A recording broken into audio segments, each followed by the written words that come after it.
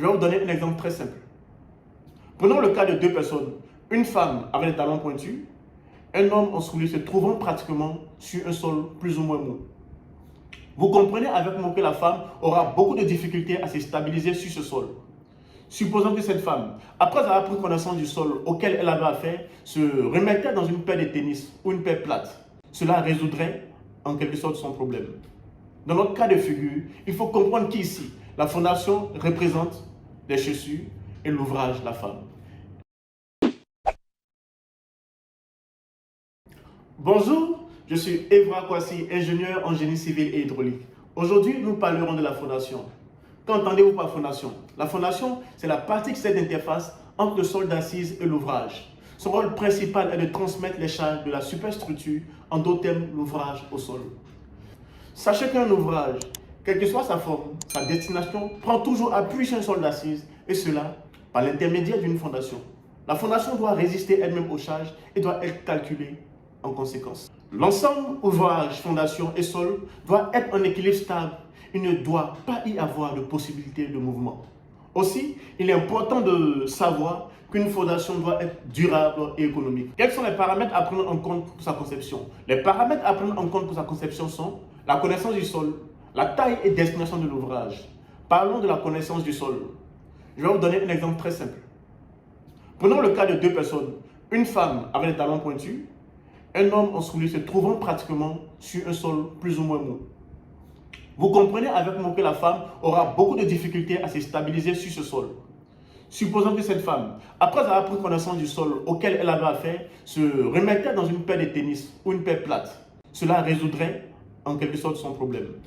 Dans notre cas de figure, il faut comprendre qu'ici, la fondation représente les chaussures et l'ouvrage, la femme. C'est pratiquement ce même phénomène que nous observons au niveau des fondations. Raison pour laquelle il faut connaître toujours son sol.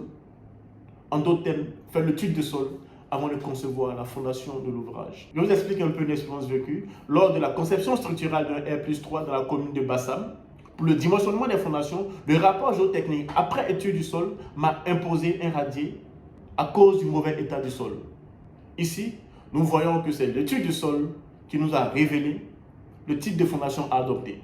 Raison pour laquelle l'étude du sol est très importante et est un paramètre à ne pas négliger pour la conception de la fondation.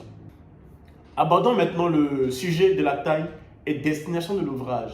À propos de la taille, vous convenez avec moi qu'une villa basse et une villa duplex sur le même sol n'auront pas la même fondation. Pour ce qui est de la destination, prenons le cas d'un bâtiment R+1 à usage d'habitation. Si nous voulons en faire un bâtiment à usage commercial, les charges d'exploitation ne seront plus les mêmes, ce qui aurait une influence sur la fondation.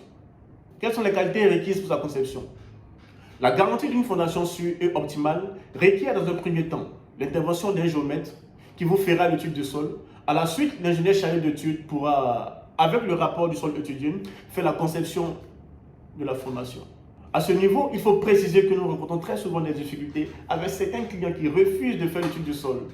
À cet effet, il faut insister sur le fait que l'étude du sol est un élément essentiel pour la conception de la fondation. Parlons des failles liées à l'économie et au hasard. Il faut dire qu'une gestion hasardeuse de cette partie peut conduire à un mauvais dimensionnement.